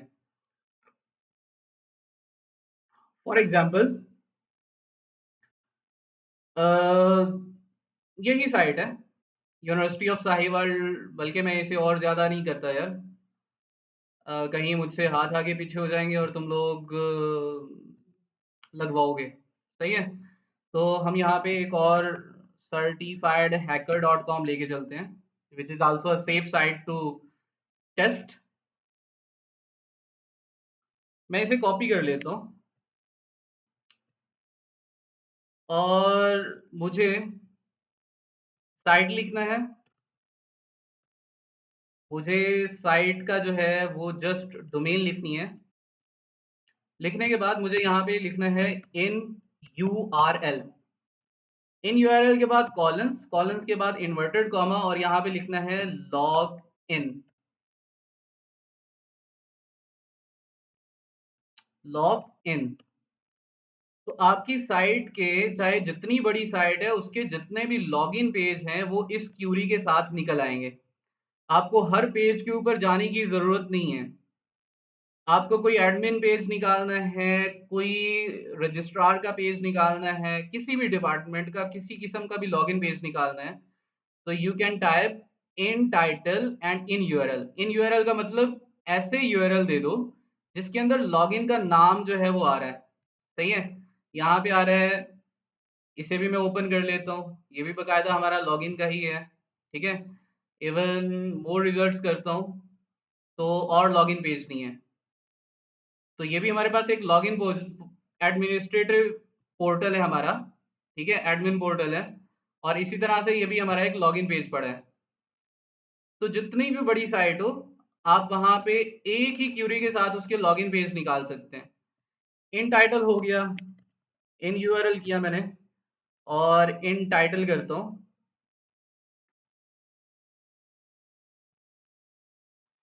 तो सेम इन टाइटल के अंदर भी ये जो टाइटल है इसके अंदर लिखा आना चाहिए, ठीक है। तो इन टाइटल और इन यूआरएल, ऐसे पेज जिसके टाइटल और यूआरएल के अंदर हमें कोई भी कीवर्ड सर्च करना है तो वो हम कर सकते हैं, ठीक है। ये हेडिंग के अंदर आपको वो कीवर्ड निकाल के दिखाएगा, यानी उस साइट के ऊपर कोई भी हेडिंग है जिसके अंदर वो वर्ड जो आप सर्च कर रहे हैं वो निकाल के दिखाएगा। और ये इन यूआरएल एक कोई भी लिंक है जिसके अंदर वो कीवर्ड यूज हो रहा है तो वो निकाल के दिखाएगा। मैंने क्या लिखा था, मैंने लिखा था साइट मेगा कॉर्प वन मेरी डोमेन थी, ठीक है। और इन यूआरएल लिखा, और इन्वर्टेड कॉमास के अंदर मुझे लिखना है लॉग इन, ठीक है। तो कोई भी लॉगिन पेज निकालना है जिसके ऊपर बाद में मैं ब्रूट फोर्स कर सकता हूँ, या कहीं पे मुझे पासवर्ड मिले हैं, ठीक है, या यूजर नेम मिला है कोई, मैं वो ट्राई करना चाहता हूँ तो मैं कर सकता हूँ। सेम इन टाइटल भी वही सीन है। अब मैं दोनों एक दफ़ा और करवा दूँ आपको। हम कोई एक बड़ी कंपनी उठाते हैं,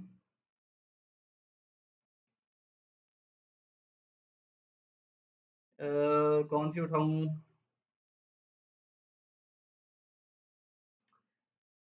चले, अभी तो यही चलते हैं, मेगा कॉर्प वन डोमेन।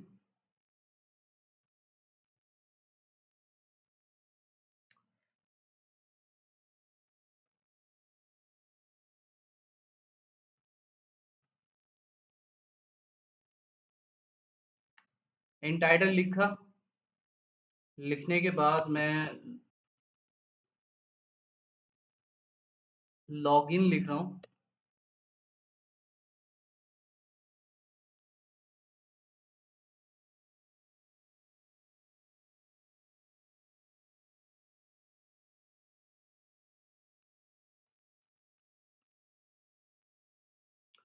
इसका कोई लॉगिन पेज नहीं है, निकला ही नहीं है।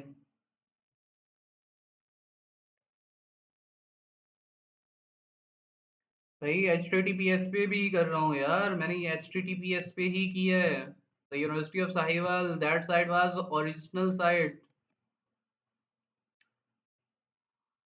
अब मैंने वो रिजल्ट्स कैसे निकाले थे, अब यहाँ पे ज़रा समझने की बात है कि आप किसी भी साइट के ऊपर जाते हैं, उसका एक साइट मैप होता है।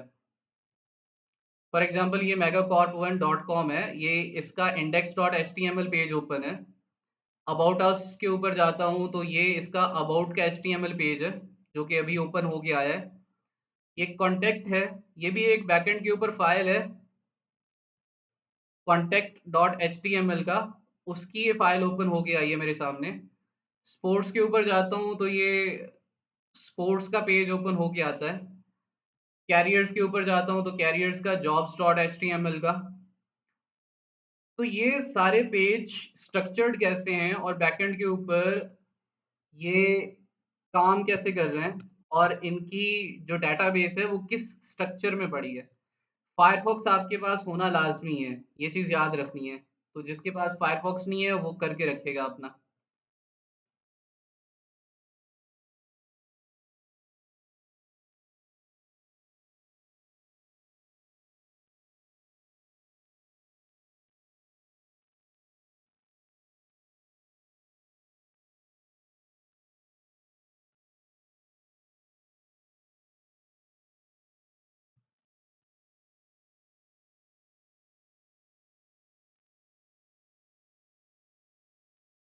अब ये आ गई साइट, मैंने रिजल्ट्स कैसे निकाले थे, उसकी डेटाबेस कैसे एक्सेस की थी।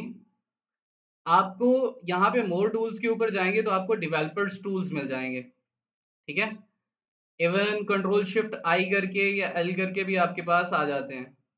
इवन आप राइट क्लिक करें तो आपके पास यहाँ इंस्पेक्ट के साथ भी आ जाता है, ठीक है। और मैं इंस्पेक्ट कर लूंगा इसे।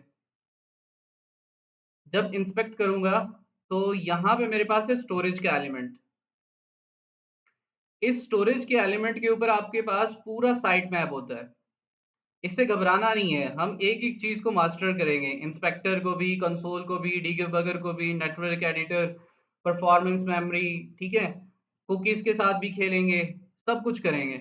अभी फिलहाल ये समझो, स्टोरेज के अंदर जब आप आते हैं तो ये साइट की कुकीज पड़ी हैं और ये डेटाबेस पड़ी है, ठीक है। ये कुछ लोकल स्टेज है, स्टोरेज है, और ये सेशन स्टोरेज है, ठीक है, ये कुछ कैशे स्टोरेज है। सेम यहीं पे आप मोर डेवलपर्स टूल्स के ऊपर आते हैं, वेब डेवलपर्स के ऊपर, तो ये चीज़ें आपको यहाँ से भी मिल जाती हैं, ठीक है।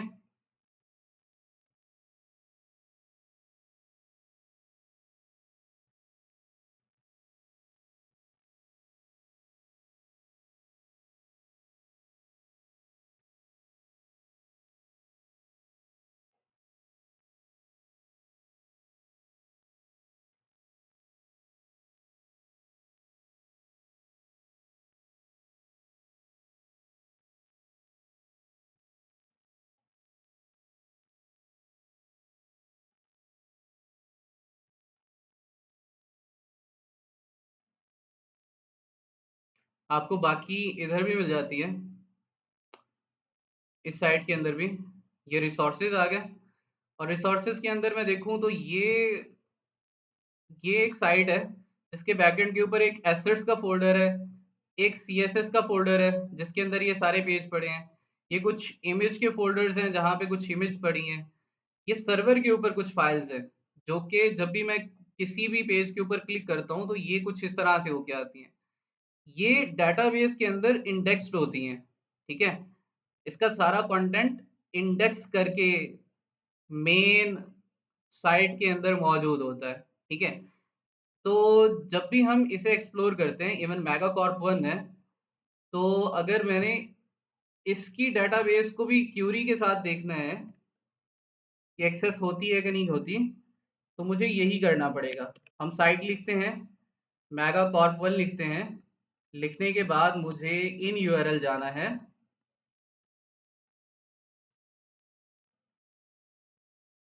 या आप इन टाइटल कर सकते हैं, इन टाइटल ज़्यादा बेस्ट रहेगा, और डबल कोटेशंस के अंदर आप लिखते हैं इंडेक्स ऑफ। ये देखो, डेटाबेस की जब भी, यानी मेन डायरेक्टरी, रूट डायरेक्टरी के अंदर जो भी डाटा स्टोर होगा वो इंडेक्स ऑफ करके आएगा। ये एसेट्स का फोल्डर आ रहा है, ठीक है, ये कुछ टीम के फोल्डर्स हैं, ये कुछ इमेज के फोल्डर्स हैं, ये उनके कुछ ओल्ड साइट के फोल्डर्स हैं डाटाबेस के अंदर, ये कुछ पोर्टफोलियो है, कुछ जावास्क्रिप्ट्स की फाइल्स पड़ी हैं, और ये सारा का सारा डेटाबेस का मटेरियल आपके पास इंडेक्स ऑफ करके आता है। तो जब भी आप किसी साइट को टेस्ट कर रहे हैं तो हमेशा याद रखना है कि आपने इंडेक्स ऑफ की क्यूरी इन यूआरएल में लगा के लाजमी देखनी है कि कहीं पे आपको गूगल हैकिंग टेक्निक्स के साथ उसकी डेटाबेस की एक्सेस मिल रही है या नहीं मिल रही।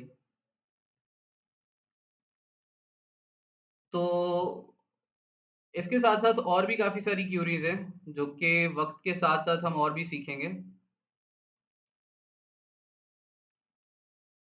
तो ये था हमारे पास इंडेक्स ऑफ। हाँ, एक चीज़ रह गई यार, मैंने आपको एक और चीज़ बतानी थी कि फाइल टाइप txt,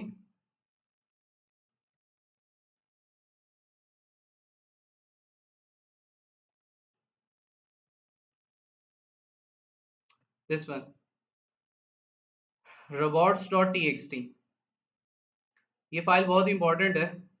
जब भी आप इस तरह से सर्च करते हैं किसी भी साइट को, और आपको txt फॉर्म के अंदर एक फाइल मिल जाती है robots.txt की, तो वो आपके लिए इंपॉर्टेंट हो सकती है। कैसे? आप जब भी गूगल के ऊपर कुछ भी सर्च करते हैं तो उसमें क्या होता है कि गूगल के कुछ क्रॉलर्स होते हैं, कुछ बॉट्स होते हैं, कि आप कोई वर्ड भी सर्च करते हैं तो वो इंटरनेट के ऊपर उस वर्ड से रिलेटेड जितने रिजल्ट्स हैं वो निकाल के आपको दिखा देगा, ठीक है। वो बॉट्स आपके जो होते हैं वो मौजूद होते हैं, और आपके सारे रिजल्ट्स वो कैप्चर करके लाते हैं इंटरनेट से। अब मैंने एक साइट बनाई, उस साइट के ऊपर मेरे कुछ ऐसे सेंसिटिव पेज हैं, मैं दुनिया को नहीं दिखाना चाह रहा, ठीक है। हो सकता है मेरा एडमिन लॉगिन पेज हो, मैं नहीं चाहता कि दुनिया इसे जब सर्च करे तो किसी को नजर आए, तो मैं इंटरनेट से छुपाना चाह रहा हूं उसको, ठीक है। तो उसको छुपाने के लिए मैं क्या करूंगा, मैं ये फाइल यूज करूंगा, एक पीएचपी की फाइल है, ठीक है, यूजर एजेंट अलाउ और डिसअलाउ। मुझे मेगाकॉर्प 1 के नाम से साइट जब भी मैं सर्च करूंगा तो गूगल का क्रॉलर पहले इस फाइल में जाके देखेगा कि यूजर को कौन सी फाइल दिखानी है और कौन सी फाइल नहीं दिखानी। ये स्कोप सारा डिफाइन होता है reports.txt की फॉर्म में, ठीक है, उस फाइल के अंदर। अब यहाँ पे इन्होंने अलाउ कर रखा है, आप ये डायरेक्टरी भी ओपन कर सकते हैं, कोई और डायरेक्टरी भी ओपन कर सकते हैं, यहाँ पे इन्होंने रूट डायरेक्टरी भी कर रखा है अलाउ। अगर तो ये डिस अलाउ होती तो आम सर्च के साथ मुझे नजर नहीं आनी थी। फिर मैं क्या करता, फिर मैं इस reports.txt से ये चीज उठाता, उठाने के बाद मैं उस मेगा कॉर्प 1 के सामने ले जाता, और उस पेज की जगह पे इसे, उस डायरेक्टरी की जगह पे यहाँ पे सर्च कर लेता, ठीक है। तो इनके कुछ कोऑर्डिनेट्स हैं, ये किस लिहाज से है नहीं पता, लेकिन 19.php के नाम से एक फाइल है जिसके अंदर ये कुछ नंबर्स पड़े हैं, ठीक है, और ये नंबर्स हमें यहाँ से ओपन हो गए। इवन ये अलाउ तो है, लेकिन आम रिजल्ट्स के अंदर ही आपको ये फिर भी, अगर यहाँ पे डिसअलाउ होती तो आप कभी भी सर्च करते इंटरनेट के ऊपर तो डायरेक्टली ओपन नहीं होनी थी। सेम ये फाइल आप अपनी वेब एप्लीकेशंस के लिए भी बना सकते हैं, और अगर आप किसी वेब एप्लीकेशन को टेस्ट कर रहे हैं तो ये इंपॉर्टेंट हो सकती है कि अगर डिसअलाउ कर रखा है तो आप उसे साइट के सामने लगा के उसे ओपन कर सकते हैं। ठीक है, तो ये चीज़ें, आई होप सो कि आपको अभी तक गूगल हैकिंग टेक्निक्स का पता हो गया होगा। और इवन गूगल हैकिंग टेक्निक्स अगर आपको सीखनी भी हैं तो थोड़ा मैं इसे और लेके चलूँगा। हमारे पास एक होती है गूगल हैकिंग डेटाबेस।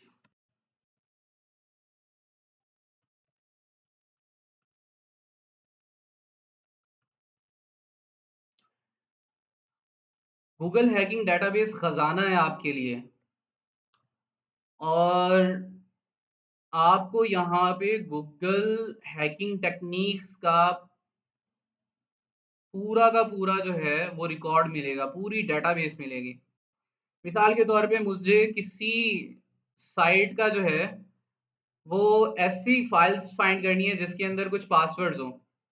ठीक है, तो उसके लिए उसने कहा है कि भाई ये वाली जो है ना क्यूरी, ये लगा दो उस साइट के ऊपर। तो लेट मी चेक, आपको इनके साथ खेलना पड़ता है। मैं आपको थोड़ा खेल के दिखाता हूँ।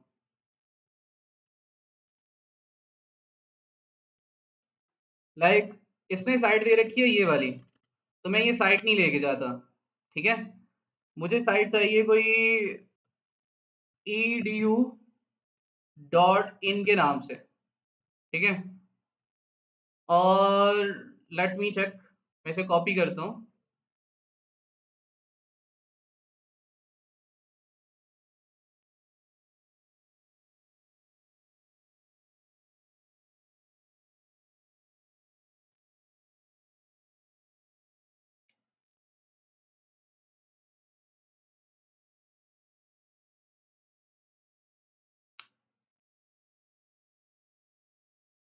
अच्छा, अभी आपको थोड़ा सा इसे समझने में मसला बनेगा। इससे बेहतर है कि मैं आपको थोड़ा और इजी क्यूरी की तरफ ले चलूँ। फॉर एग्जाम्पल मुझे चलना है कुछ इस तरह से कि pass.txt, this one will be better example.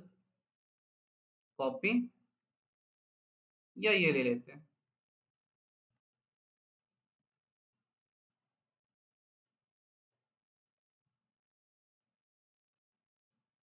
मैंने इसे कॉपी किया, करने के बाद मैं यहाँ पेस्ट कर देता हूँ, और यहाँ पे एक साइट दे रखी है। मैं ये साइट नहीं लेता, मैं क्या करता हूँ, edu.in, और ये इंडियन डोमेन है, मैं एक पाकिस्तानी डोमेन के ऊपर भी करके देखूंगा। इसमें क्या होगा कि जितनी भी इंडियन एजुकेशन साइट्स हैं, अगर किसी साइट के बैकएंड के ऊपर पासवर्ड डॉट टी की कोई फाइल पड़ी है तो वो मुझे निकाल के दिखा दो। ठीक है, वो मुझे निकाल के दिखा दो। तो लेट मी चेक।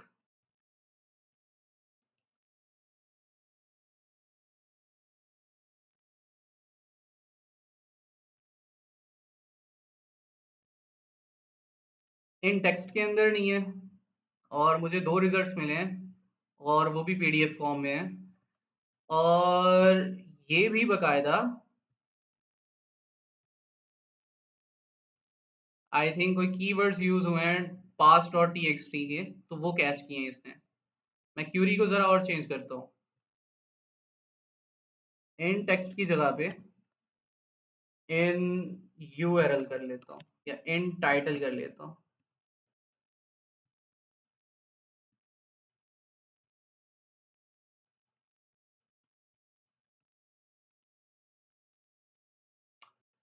नहीं भाई, ऐसी कोई साइट नहीं मिली इंडिया की एजुकेशन पर्पज से, तो मैं डॉट इन कर लेता हूँ ना, डॉट इन।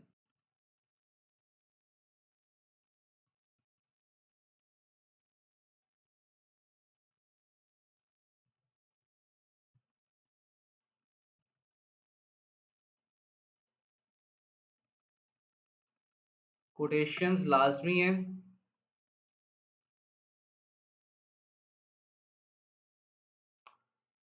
अब मैं हर एक को ओपन तो नहीं करूंगा, बट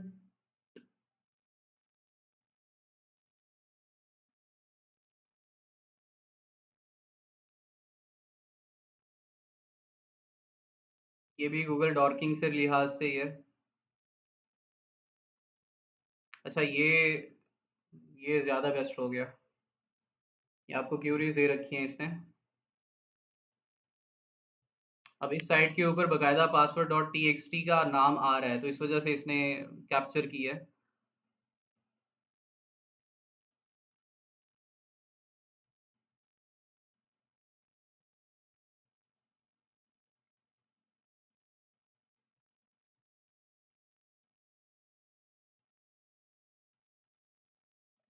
मुझे यहाँ पे जाके सर्च कर लेना है।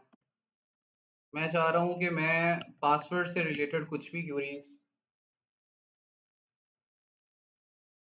देख सकूँ।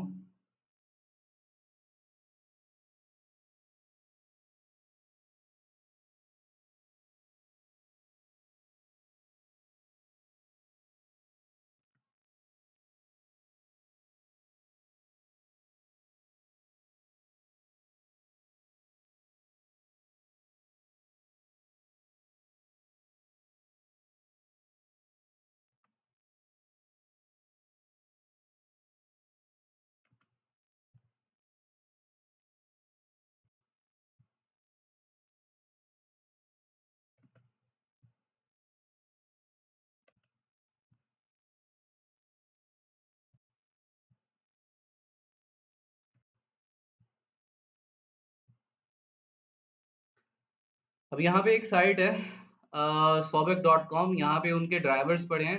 ये कोई रिवील पासवर्ड डॉट जिप की फाइल है, ठीक है। और let me open this file. इसी तरह से मुझे यहाँ पे पासवर्ड डॉट जिप की एक और फाइल मिली, ठीक है। हम इसे भी कर लेते हैं। और ये इंटरनेट के ऊपर हमें रैंडमली मिल गई है। पासवर्ड डॉट जिप की एक और फाइल है, ये भी, इसे भी मैं डाउनलोड कर लेता हूँ। इसी तरह से मुझे यहाँ पे भी कुछ पासवर्ड्स की फाइल्स मिली हैं, सुपर पासवर्ड डॉट जिप के साथ।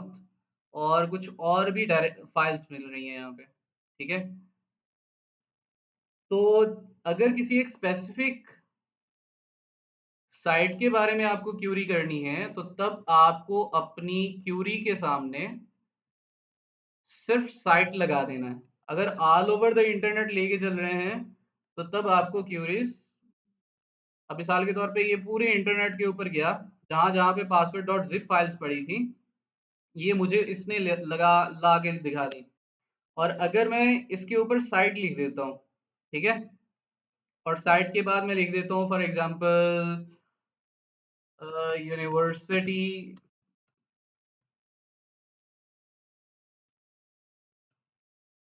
Of Lahore dot E D U dot P के, तो ये क्या करेगा, ये यूनिवर्सिटी ऑफ लाहौर की साइट के ऊपर अगर उसके बैकएंड के ऊपर या फ्रंट के ऊपर कहीं पे भी पासवर्ड डॉट जिप की फाइल पड़ी है, तो ये उठा के ला देगी ये क्यूरी।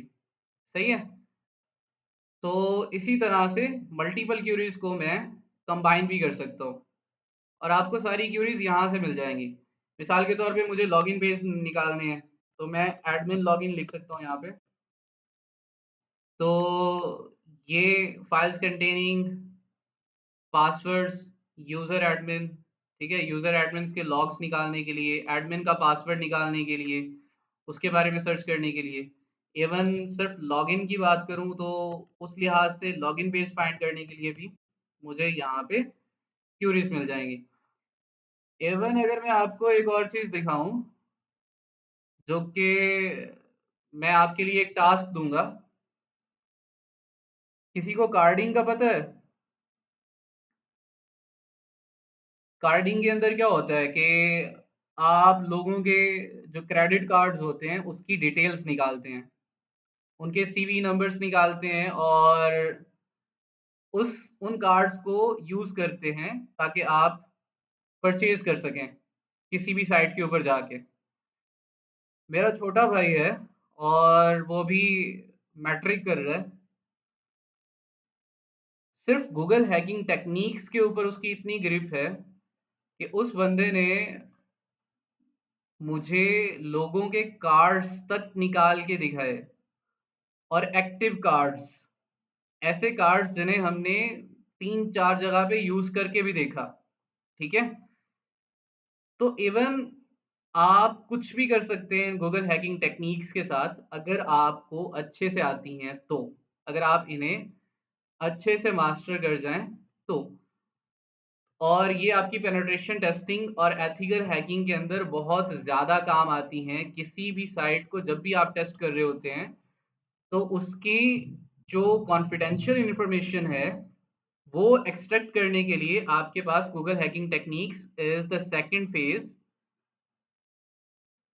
पैसिव इंफॉर्मेशन गैदरिंग के अंदर। ठीक है, तो आप इसे मास्टर कर सकते हैं। इसी के साथ साथ मेरे पास कुछ और साइट्स भी हैं किसी भी वेब एप्लीकेशन का इंफ्रास्ट्रक्चर जानने के लिए। तो नेटक्राफ्ट जैसी साइट्स हैं।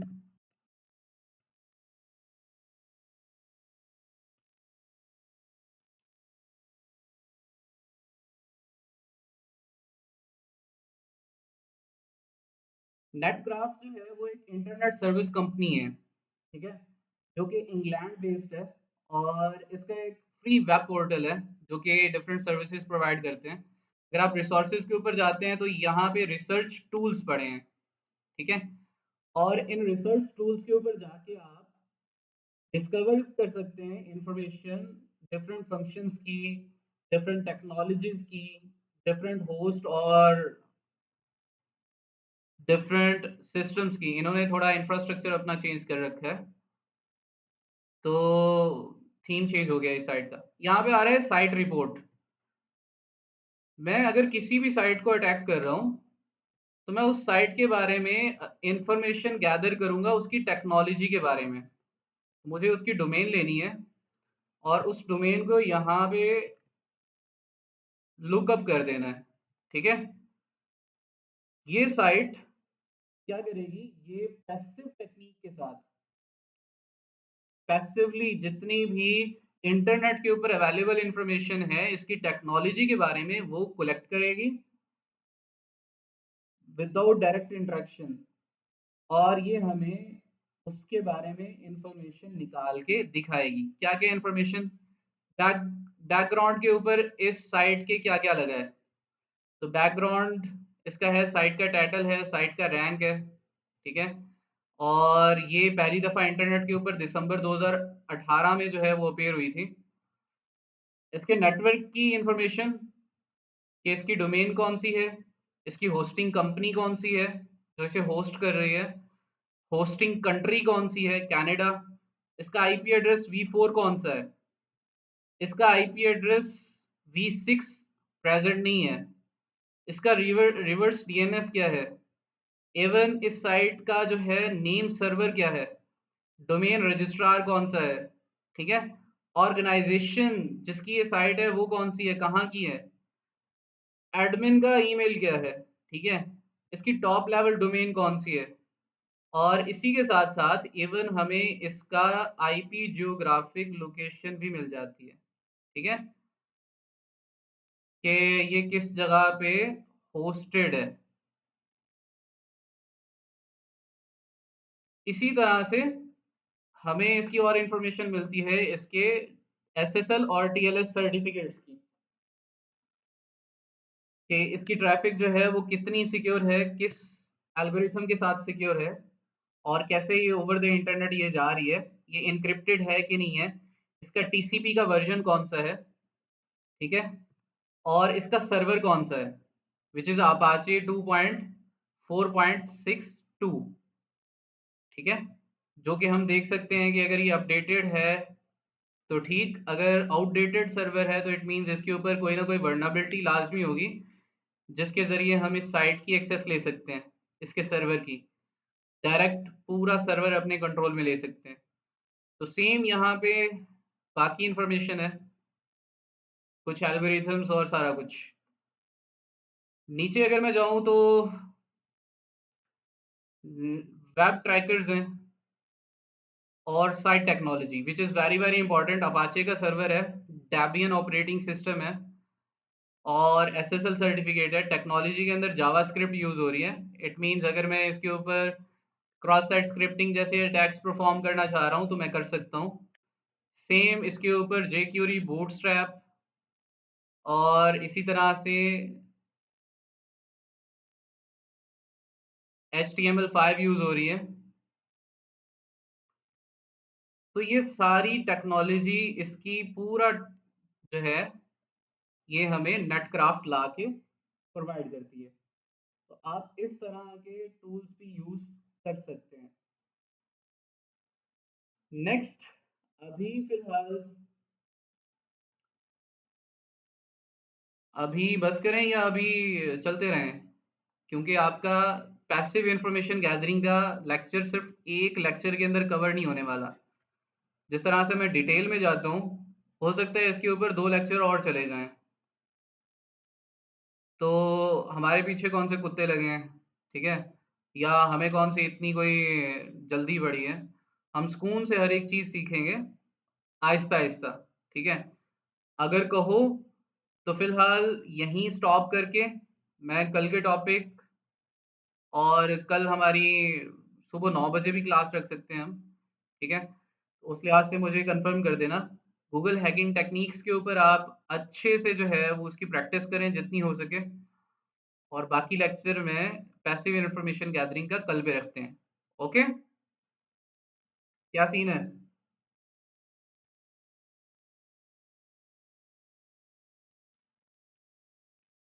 क्योंकि इससे नेक्स्ट टॉपिक शॉडॉन का है, और शॉडॉन सर्च इंजन को जब मैं एक्सप्लोर करने जाऊंगा तो हो सकता है उसके ऊपर घंटा भी लग सकता है, ठीक है? जिस तरह गूगल हैकिंग टेक्निक के ऊपर गए हैं। तो उस लिहाज से अगर रेडी हो तो मैं चलता हूँ, अगर यहीं रहना है तो हम स्टॉप करते हैं और फिर कल के ऊपर रखते हैं इसके। जल्दी बताया करो यार चैट बॉक्स में।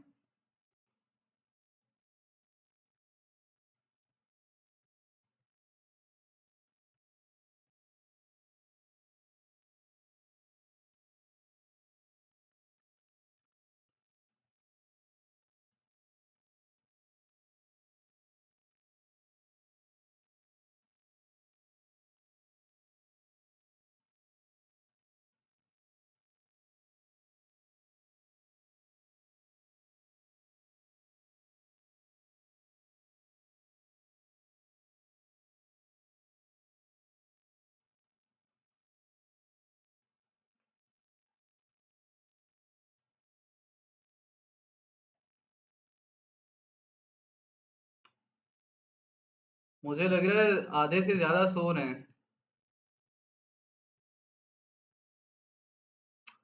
ओके ओके, 12 बज गए हैं वैसे भी।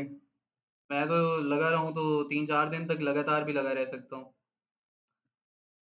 मेरा खाना पीना एक ही जगह पे हो जाएगा। मुझे तो टेंशन नहीं है, लेकिन तुम लोगों को लाले पड़ जाने हैं। तो see you in the next class. तब तक के लिए अपना अपना ख्याल रखिएगा, दुआ में याद रखिएगा।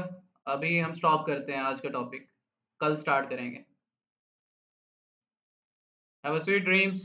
अल्लाह हाफिज़।